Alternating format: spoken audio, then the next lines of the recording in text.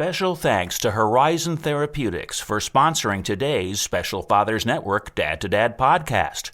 Working tirelessly to research, develop, and bring forward medicines for people living with rare and rheumatic diseases. Discover more about Horizon Therapeutics' mission at horizontherapeutics.com. Be the best husbands you are capable of being. The irony is that I've had many fathers attest to this, that they become better fathers to the degree that they invest in their marriages. That's our guest this week, John Rosemond. John is one of America's most widely read parenting experts. He's a prolific author and has written a newspaper column for a record-breaking 45 years. We'll hear his thoughts on raising children, the importance of being a good husband, and more on this Special Fathers Network Dad to Dad podcast. Say hello to David Hirsch. Hi, and thanks for listening to the Dad to Dad podcast, Fathers Mentoring Fathers of Children with Special Needs, presented by the Special Fathers Network. The Special Fathers Network is a dad-to-dad mentoring program for fathers raising children with special needs. Through our personalized matching process, new fathers with special needs children connect with mentor fathers in a similar situation. It's a great way for dads to support dads. To find out more, go to 21stcenturydads.org. And if you're a dad looking for help or would like to offer help, we'd be honored to have you join our closed Facebook group. Please go to facebook.com/groups and search Dad to Dad. And now let's hear this compelling conversation between John Rosemond and David Hirsch. I'm thrilled to be talking today with John Rosemond of New Bern, North Carolina, who's the father of 2, grandfather of 7, a licensed family psychologist, the author of more than a dozen books on child rearing, is a widely syndicated columnist, a sought-after speaker, and, by some measure, America's most widely read parenting expert. John, thank you for taking the time to do a podcast interview for the Special Fathers Network. Well, thanks for inviting me on your podcast, David. I'm looking forward to it. You and your wife, Willie, have been married for 53 years and the proud parents of 2 children and 7 well-behaved grandchildren. Let's start with some background. Where did you grow up? Tell me something about your family. First 7 years, I grew up in Charleston, South Carolina, in what is today called a historic district. It wasn't historic back then. My mother was a single parent for most of the first 7 years of my life. We lived in, and people today don't even know probably what this is, but we lived in a cold water flat. In order to take a bath, we drew some water into the tub, heated water up on the stove, and added it to it. You know, we didn't have a refrigerator. We had an ice man come once a week with a big block of ice that he put in the ice box. My mother remarried when I was 7, just going into the 2nd grade. And my stepfather moved us to Chicago, the suburbs. We started out in Oak Park, Berwyn, and then settled in Westchester. I went to Proviso West High School. 61, 65, went to Western Illinois University, met my wife there. I played in a rock and roll band, and it was a fairly popular campus band, and she came to hear us play, introduced herself afterwards, and we were married 10 months later. We had our first child 9 months later. She was still 19 years old. So we have defied both expectations and statistics in being married for 53 years. Well, thanks for mentioning that Willie was not only a teen bride, but a teen mom. That takes on a different connotation today. Let's go back a little bit, though, and thank you for being so forthcoming about your situation growing up without your biological father under the roof with your stepdad. So when you were growing up, did you have any contact with your biological father? Yeah, I really didn't. He was in the Army, and I guess they divorced as soon as he got back from overseas. He was in Japan, part of the occupying force, I guess, after World War II. And so I was about, I really don't know, David, 3 and a half when they divorced, something like that. There was just a very smooth segue from living at Fort Story, Virginia, on base, to going back to Charleston. I saw my father when I was maybe 5 years old briefly. And then I saw him again briefly when I was 9 years old. He came to Chicago to attend a conference. And then I began to visit him at first briefly during the summers when I was 11 years old. So I had, till I was 11, 12, 13, I had very, very limited and sort of random contact with him. My stepfather was probably more of an influence, although my father paradoxically was quite an influence in my life. Although his influence wasn't felt until I was a teenager. But my stepfather was probably more influential in many ways than my biological dad. Okay. Well, thanks for sharing. I'm sort of curious to know, as it relates to your relationship with the man that you spent more time with, your stepdad, I'm wondering, how would you characterize that relationship? Oh, it was terrible. It was awful. It was horrifying. 2 weeks into his marriage to my mother, I watched him slap her around in the kitchen because she had overcooked the roast beef. And you have to understand, David, that I had come from this very genteel, my mother's family were Southern aristocrats. Of course, the family had gone bankrupt during the Depression, so we had nothing. But nonetheless, it was a very genteel existence in Charleston. And all I experienced was love. I don't even remember being disciplined, but I was a well-behaved kid, did what I was told. You know, as the case will be with boys, I was mischievous, but certainly not openly defiant or belligerent or anything like that. My mother marries this guy, and he was just he was a tyrant. He and I never really got along. And I left when I was 15 and went to live with my dad, thinking the grass was greener on the other side. And what I discovered within a year was the grass was only greener when you were on the other side.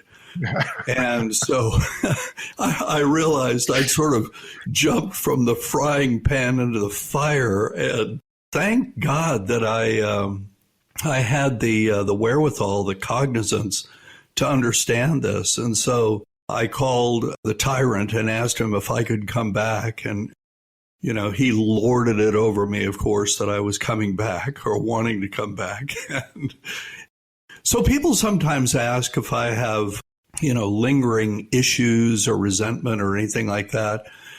And no, you know, the Bible says we should count everything as a blessing. And I've learned to do that in my life. Having him as my stepfather taught me a great deal about how not to live a life properly. And I'm very thankful for that, actually. Yeah, well, the way I think about it, John, and thank you for being so transparent and open about that, is that in a perfect world, and obviously we don't live in a perfect world, but in a more optimistic situation, you would emulate those that you want to be more like and then live vicariously through the mistakes of others and not make some of those same mistakes. And I sort of heard that's what you were saying as well.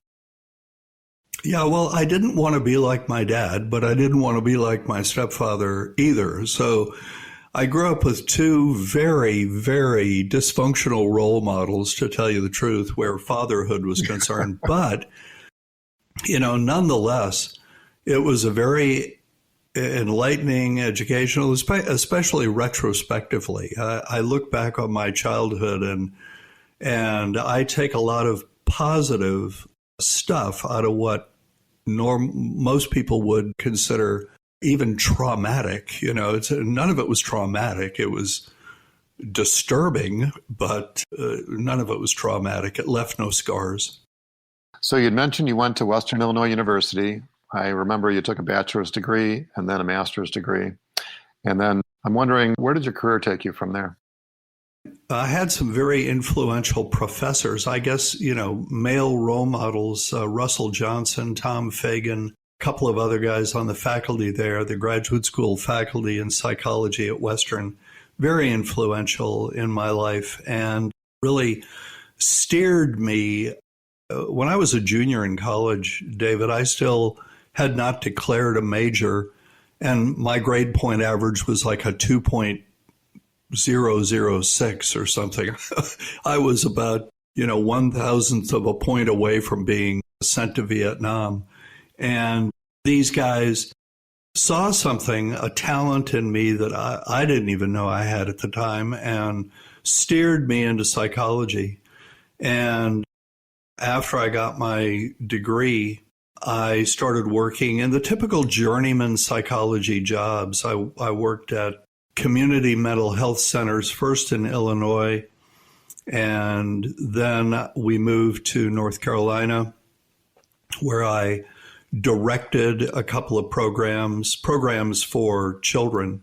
And one of the mandates concerning one of the jobs I held, two of the jobs I held actually, was to do parent education in the community. And so I went to the local newspaper and asked them if they would accept a weekly column on healthy parenting practices, which they did. And 2 years later, the Charlotte Observer picked it up. They put it into syndication, and it is currently the longest running syndicated column of those written continuously by one author. It's been in syndication nearly 45 years. That's fabulous. So that's where the beginning of your syndicated column came from. Yep. And how many papers isn't it in today? It's hard to tell, David. The newspaper industry has pretty much collapsed. I put the column on my website and tell any newspaper that wants the column, just take it. Clip it off my website and publish it. I don't care. It's really a mission and a ministry to me. And so the fact that it's out there, I think it's in about 200 newspapers across the country. It's in some fairly big market newspapers like Buffalo, New York, and Atlanta, Georgia, and a few others, Albuquerque, New Mexico. I'm a very conservative guy in a lot of ways, and it is true what they say about the newspaper industry.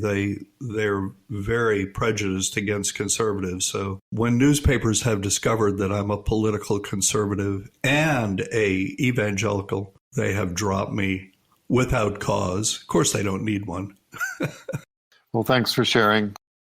I wanted to take your temperature on the different schools of psychology. And I'm wondering if you could provide our listeners just a brief overview of what the difference is between Freudianism, behaviorism, is it naturism? Humanism, sorry. Just to put our conversation into context. Well, there are three fundamental schools of psychology. You just named them: the Freudian school, the behavioral school, and the humanist school. Without going into great detail, it's interesting to note that what I call postmodern psychological parenting, which is what is being practiced in America today, is being driven by a hybrid of these three theories, none of which have been verified by research. Research has not verified anything Freud said. Research has not verified that behavior modification works on human beings at any reliable level. And research has not verified the fundamental propositions of humanistic psychology. And so what we're doing here in America when it comes to what is now called parenting is we are trying to make psychological ideologies work when no research has verified that they work. And I'm pretty convinced, David, that this goes a long way toward explaining why today's parents are having so many more problems with the discipline of children than parents 60 plus years ago would have even imagined possible.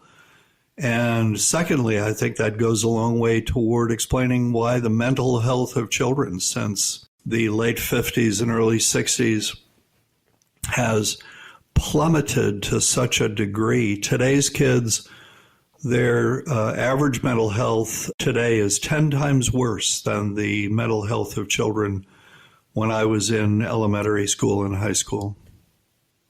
And the irony is that, as the mental health of children has been deteriorating, the per capita number of child psychologists has been increasing exponentially. That is quite ironic that there are more child psychologists today than ever, and the problems seem to be 10x or some measure along those lines. I'd like to talk about the work that you're doing, and I wanted to start at your website. And it's a great resource. There's a lot of information there. And there's a tagline at your website, which is, and it's included in your logo as well, which is parenting with love and leadership. And I'm sort of curious to know, why did you choose that tagline? Well, because I believe that children have two fundamental needs. They have a fundamental need for unconditional love, and they have an equally fundamental need for unequivocal authority. And the trick, if you will, of raising a child properly is to balance those, your responses to those two needs. David, I make this comment. I used to be, before the pandemic hit in March of 2020, I used to be a very, very active public speaker. I would say to my audiences at the beginning of my talks, and usually my talks are titled Parenting with Love and Leadership, that no one in my audience needs to be told how to love a child. The pressing need in America today is an understanding of how to properly discipline children, because it's the discipline of children that has fallen apart so dramatically since I was a child. And there's so many misunderstandings concerning the discipline of children. The proper discipline of children is done very calmly. I was a well-disciplined child. My mother never yelled. My mother never spanked. She just very calmly told me what I was and wasn't going to be allowed to do. She embraced, and this is a term I use quite frequently as well, she embraced and inhabited her authority. And today's parents think that discipline is all about the manipulation of reward and punishment. They believe that successful discipline rests on methods, techniques, and strategies, what I call consequence manipulation systems. And that simply isn't true. That is a psychological mythology derived from behavior modification psychology. The fact of the matter is that authority is communicated in how one presents oneself to the people that he or she is charged with leading. And the principles of leadership, they really don't change from one environment to another. But everybody who is a successful leader or who has experienced successful leadership in their lives in one context or another understand that authority properly delivered is really all about presentation. When it comes to a child, the conveyance of authority is done with how you speak. It is done with your tone of voice. It is done with your body language. All of this can be taught, and this is what I do when I'm working with a group, whether the group is 10 parents or 1,000, is what I'm seeking to do is help people understand the components of this presentation. And, another thing I want to address is that the mental health community in the late 1960s began demonizing parental authority, and they began to demonize obedience. And they used and I was there, I was in graduate school, and I was hearing all these memes. One of the words being used was the traditional use of parental authority turns children into robots. And, ludicrous, unsupportable, unverifiable statements of that sort coming out of the mental health professional community. And the fact of the matter is that research has verified that the happiest children are also the most obedient. And common sense will tell you that. If you've ever been around an obedient child, they're not robots. They're happy kids. They're happy kids because their need for authority in their lives, properly conveyed, is being met as equally as their need for unconditional love. And again, it's going back to that balance. When things get out of whack, when either authority dominates and becomes abusive, or when love dominates and becomes enabling and codependent, then troubles begin. Yeah, well, there's a lot to think about what you just shared. There's a phrase that I think you get credit for coining, which is parenting is hard, raising children is not. And I'm wondering, what's the backstory on your use of that phrase? Parenting is hard, raising children is not. Well, today's parents, here we are in year 2021. Today's parents really don't understand that what they are doing normatively, this thing called parenting, is 180 degrees removed from the understandings that people had concerning children and parental responsibilities, and the approach that people took to the raising of children in the 1950s and early 1960s before what I refer to as the psychological parenting revolution took America by storm. The word parenting was not used until 1970, and it was first used in a slightly abbreviated form as the title of a book by a psychologist named Fitzhugh Dodson, and the book was titled How to Parent. And no one had used the noun parent as a verb until that point in time. But to use today's vernacular, the term went viral, and within several years, what had been child rearing or child raising became parenting. And they are really, historically and otherwise, two entirely different points of view and two entirely different approaches.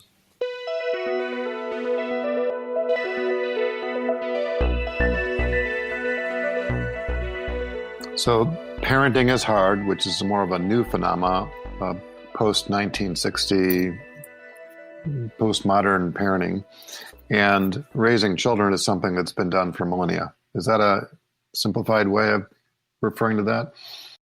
Yeah, it's yes.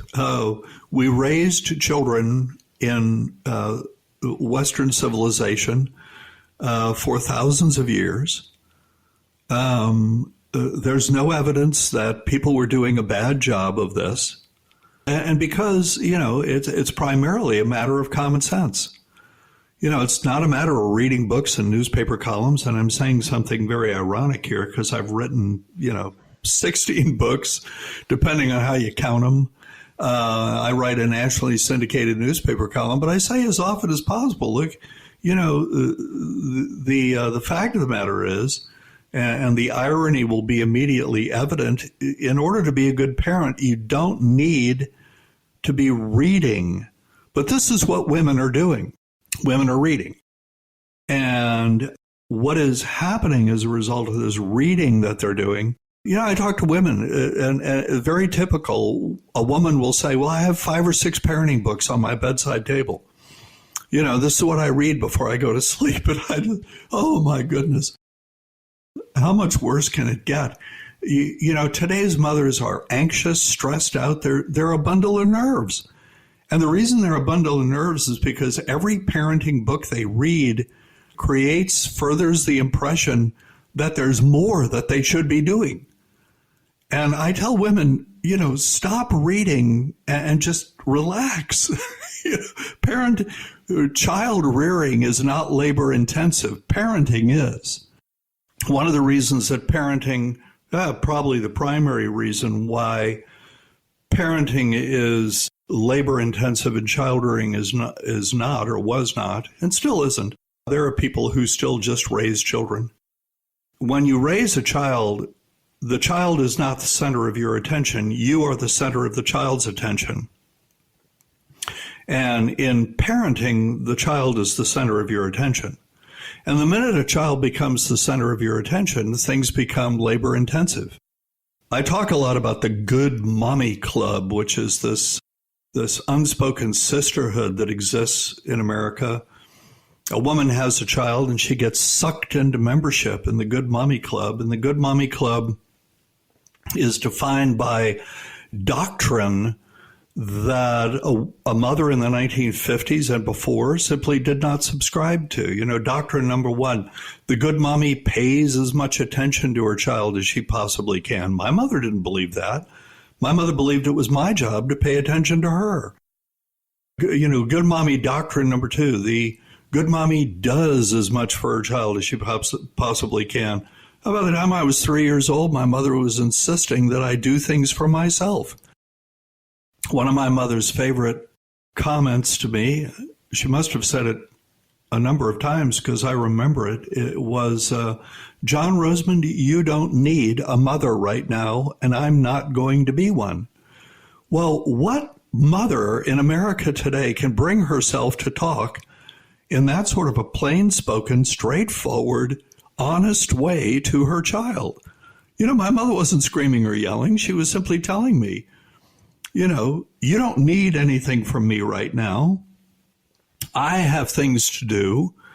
And to be very honest with you, the things that I need to do as an adult are more important than the things you want me to do for you.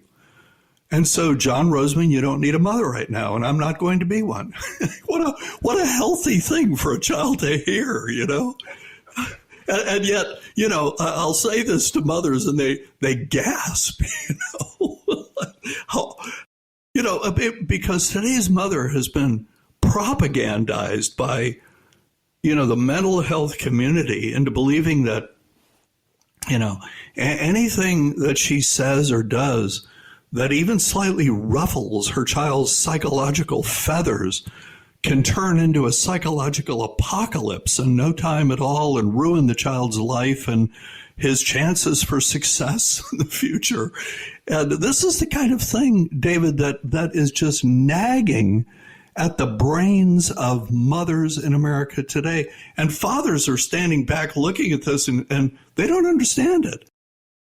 They don't understand it at all. And when they tell their wives, I don't understand what you're doing, it simply verifies to their wives that they cannot be trusted to raise these children. So the American father has turned into what I call the parenting aide. He's like a teacher's aide in the classroom. He has no real authority, and his wife is the decider where all child-rearing matters are concerned. His job is to simply take direction, run errands, and fill in for her briefly when she needs a break. Yeah, well, there's so much that you've packed into that, but what I can relate to is what I think of as 24/7 hypervigilance that most moms have, right? That they just can't afford to take their eye off the ball for a second, a minute, an hour, or whatever period of time because they feel like something dramatic or cataclysmic is going to happen, like you said. And I think the unintended consequence of all this, like you were saying, is that fathers' roles have been diminished as well. It's an unfortunate situation because children benefit from the engagement of both parents or two parents. I don't know how you get the genie back in the bottle. I'd like to address how to get the genie back in the bottle because I know how to get the genie back in the bottle. And it involves the fact that the best father is first and foremost a good husband. I tell audiences, you know, both mixed and men only, this is a father's job. A father's primary job is not to be a father. A father's primary job is to be a good husband, to demonstrate to his boys how to properly treat a woman, and to demonstrate to his girls how a woman should be properly treated and properly respected. And I keep saying to people, look, we have to restore in America the marriage-centric family. And we have to restore the understanding that, your roles as adult leaders within your families, your roles are primarily husband and wife. They are not mom and dad. You see, this is a whole nother can of worms, David. I mean, the problem in America today is that two people go to an altar, take a vow to be husband and wife, a justice of the peace, whatever, and then they start having children. And within a couple of years, if you look in on this family, this young family, you are going to find that these two people are acting as if they took this vow on their wedding day. I take you to be my husband, I take you to be my wife, until children do us part. And that's true. These people, they stop being husband and wife and they just morph into mom and dad, and the center of their lives becomes the children. And I keep saying, look, the research is very, very clear, and it's confirmed by common sense, as good research in the social sciences is, in fact, that a child's well-being is primarily tied to the strength of his parents' marriage. The stronger the marriage, the more well-being the child experiences. Children do not experience well-being proportionate to the amount of attention they're given, the amount of time people spend with them and all this stuff. I tell people all the time, you can ignore your children. As long as you have a strong, vibrant marriage, your kids are going to be fine with a minimal amount of attention and doing on your part. And, David, I was talking about my mother's second marriage to this horrifying guy who his IQ is probably approaching 200. He won 2 Fulbright fellowships. He taught at Loyola Stritch School of Medicine. He was a world-renowned researcher, but his emotional IQ was about, 7. and I'm serious, and which is fine. I mean, again, I was never traumatized. I was just frightened and uncomfortable most of the time. I figured out how to survive very early. But it's what I learned is that the most important thing in a family is for the two adults in the family to be truly married, to occupy the roles of husband and wife to a far greater degree than they do the roles of father and mother. Yeah, well, thank you for emphasizing that. It's crystal clear that one of the best things a man can do is love the mother of his children, if not his wife, and show that respect that you were referring to. And everything else is secondary or tertiary from there.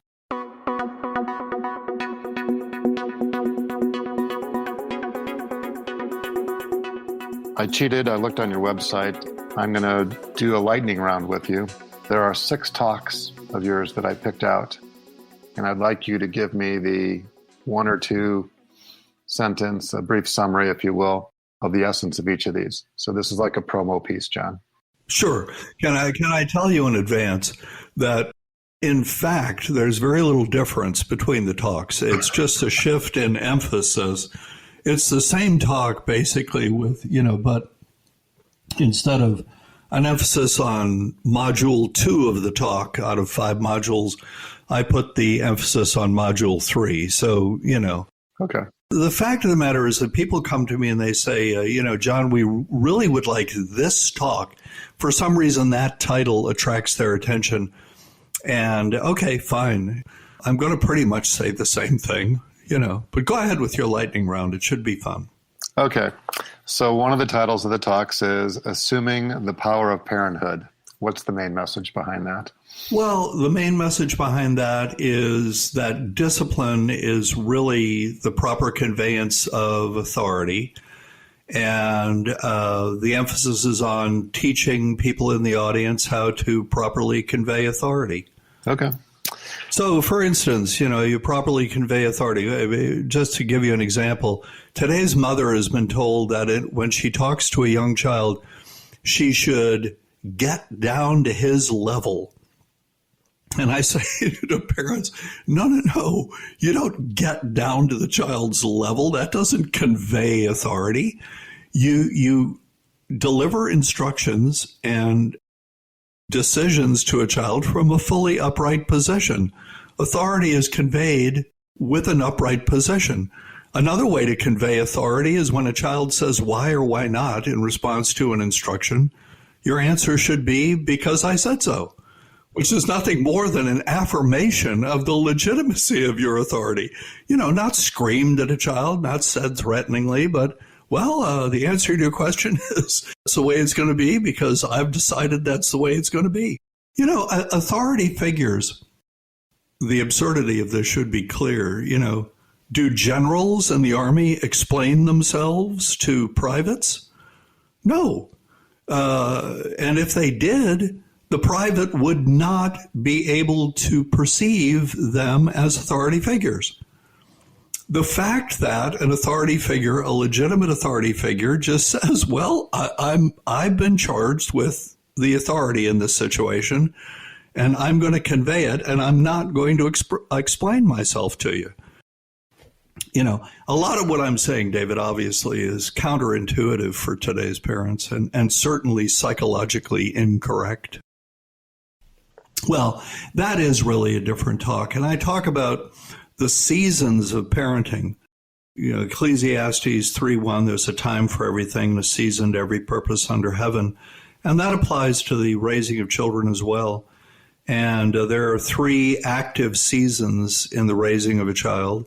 And the teenage years represent a very distinct season.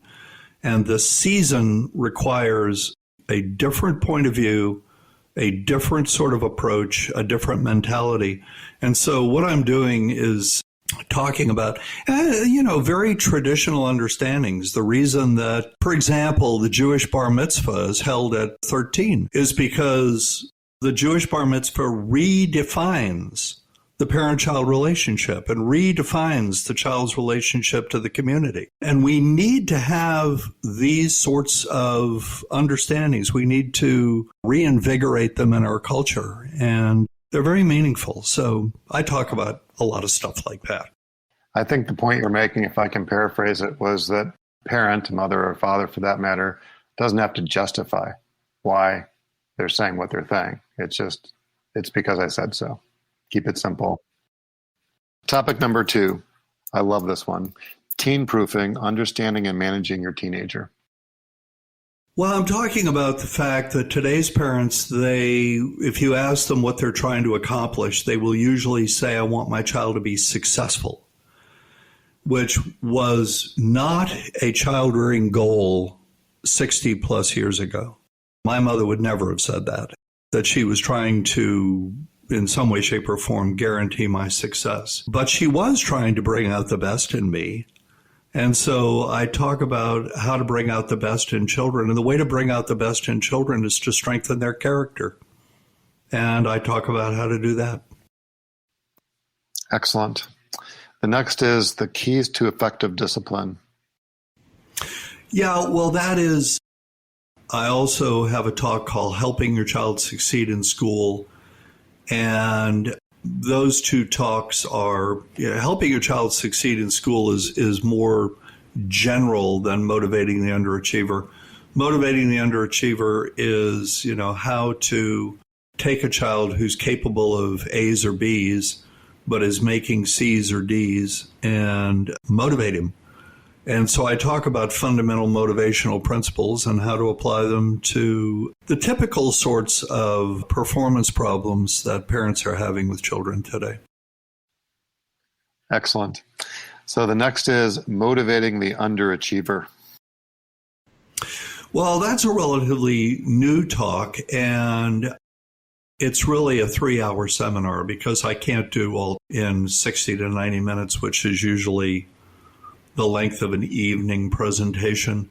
I talk about, one big mistake being talking to children a lot about their feelings, a very dangerous thing to do. I talk about the idea that parents have to explain themselves to their children, that children need a lot of attention. All of these bogus psychological parenting memes that mental health community generated, pulled out of thin air in the late 1960s and 70s when I was going to graduate school. And these are the things that I had to memorize in order to, get A's and come out of graduate school with honors. Excellent. And the last is the 10 biggest mistakes parents make and how to stop them. What I would like to emphasize is that, and I can't really emphasize it enough for today's parents, that the proper discipline of a child involves the proper use of consequences. But the fact of the matter is, and my entire career and experience with parents over the last 45, going on 50 years has verified this, that without a proper attitude on the part of the parent or parents, no consequence is going to work for long. With a proper attitude, you're not going to need to use consequences very much, and when you do, they're going to work. It's all in the attitude. It's not in the consequence.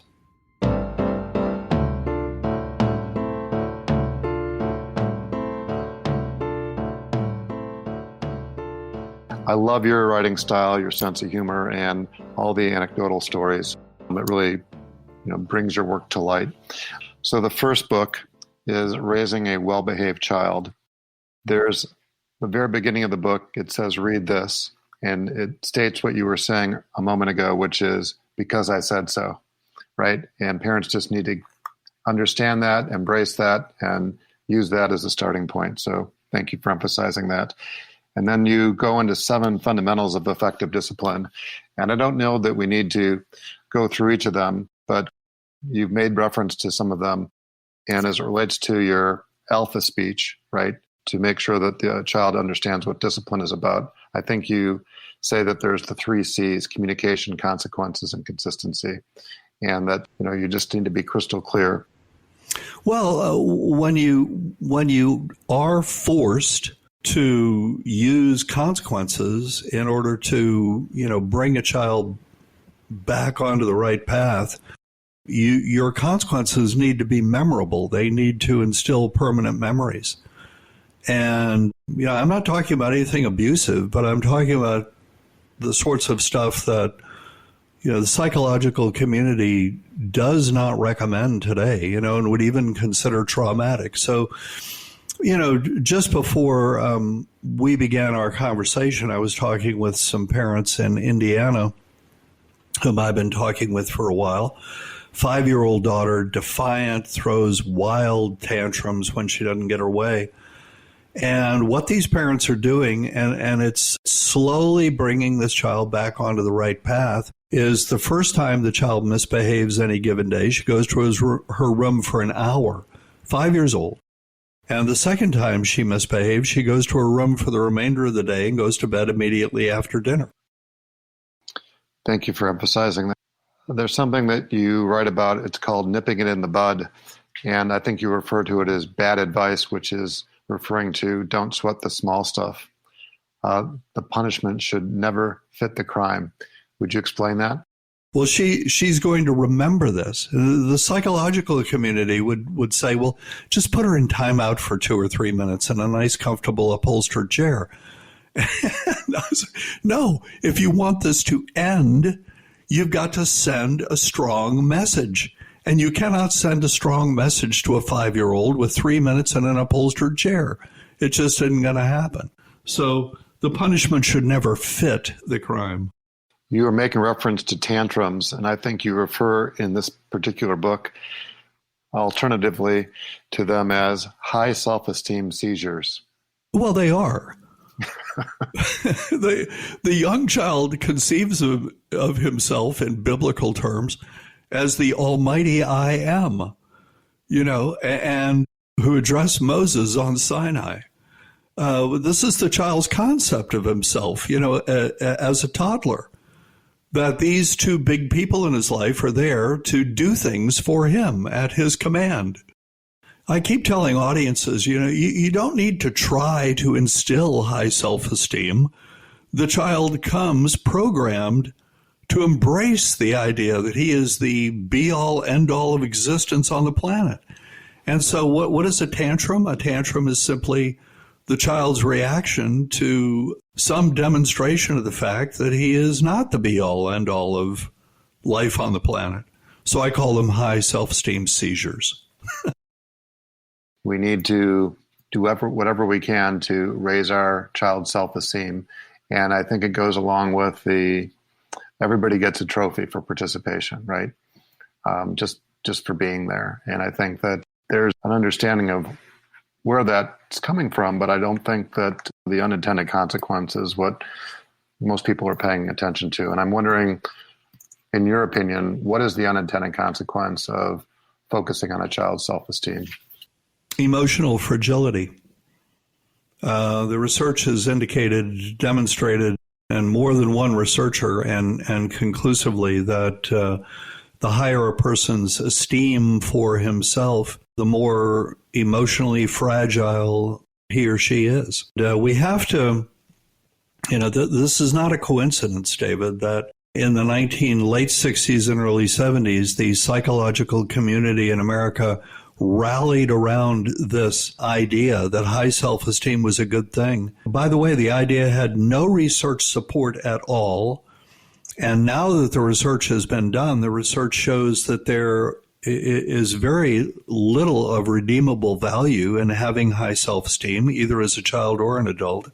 And since we have rallied around that idea, the mental health of children has plummeted tenfold. And the research shows what common sense will verify, and that is that the most attractive people, the people with the best sense of well-being, are not people with high self-esteem. They are people who possess humility. And the problem when I begin talking about humility is people think I'm talking about shyness. And no, humility is simply loving your neighbor. It's simply a biblical virtue. It's a willingness to serve, a willingness to help, a willingness to do for others, as opposed to the idea that people should be paying attention to me and doing things for me. People with high self-esteem, they need constant verification. And people who are humble, they don't need constant verification of anything. They're very comfortable in their own skin. So I'm thinking about advice now, thinking about our listeners who are mostly dads who are raising children, and in many cases, children with special needs. And I'm wondering if there's any overall advice that you might be able to offer. Be the best husbands you are capable of being. The irony is, and I've had, you can call it an irony or paradox, I've had many, many fathers attest to this, that they become better fathers to the degree that they invest in their marriages. So be the best husband you can be and invest in your marriage. That's what I heard you say. Yeah, and, demonstrate to your children what being a proper husband is all about. Excellent. And that in and of itself goes a tremendous distance toward meeting a child's emotional, mental health needs. There are no children who feel more comfortable than children whose parents demonstrate commitment to each other. Is there anything else you'd like to say before we wrap up? Not really, David. I've enjoyed it, and anytime you want me back, here I am. Well, thank you. If somebody wants to learn more about your work, your syndicated column, your books, or to contact you, what's the best way about doing that? Oh, just go to my website, and if you want to contact me personally, there's a get in touch with John or something like that form that you can fill out. And believe it or not, I respond to everybody who fills out the form. So, I'm a very accessible and available guy. Like I said, this is a ministry and a mission to me, and I'm very dedicated to it. People ask me when I'm going to retire, and my answer is I will retire when I no longer make sense, and some third party is going to have to inform me of that. Well, John, thank you for your time and many insights. As a reminder, John is just one of the dads who's part of the Special Fathers Network, a mentoring program for fathers raising a child with special needs. If you'd like to be a mentor father or are seeking advice from a mentor situation of your own, please go to 21stcenturydads.org. Thank you for listening to the latest episode of the Special Fathers Network Dad to Dad podcast. I hope you enjoyed the conversation as much as I did. As you probably know, the 21st Century Dads Foundation is a 501c3 not-for-profit organization, which means we need your help to keep our content free to all concerned. Would you please consider making a tax-deductible contribution? I would really appreciate your support. John, thanks again. Thank you, David. And thank you for listening to the Dad to Dad podcast, presented by the Special Fathers Network. The Special Fathers Network is a dad-to-dad mentoring program for fathers raising children with special needs. Through our personalized matching process, new fathers with special needs children connect with mentor fathers in a similar situation. It's a great way for fathers to support fathers. Go to 21stcenturydads.org. And if you're a dad looking for help or would like to offer help, we would be honored to have you join our closed Facebook group. Please go to facebook.com/groups and search Dad to Dad.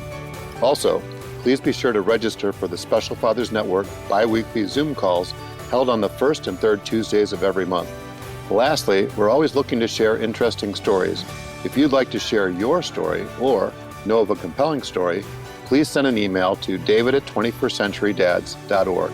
The Dad to Dad podcast was produced by Couch Audio for the Special Fathers Network. Thanks again to Horizon Therapeutics, who believe that science and compassion must work together to transform lives. That's why they work tirelessly to research, develop, and bring forward medicines for people living with rare and rheumatic diseases. Discover more about Horizon Therapeutics at horizontherapeutics.com.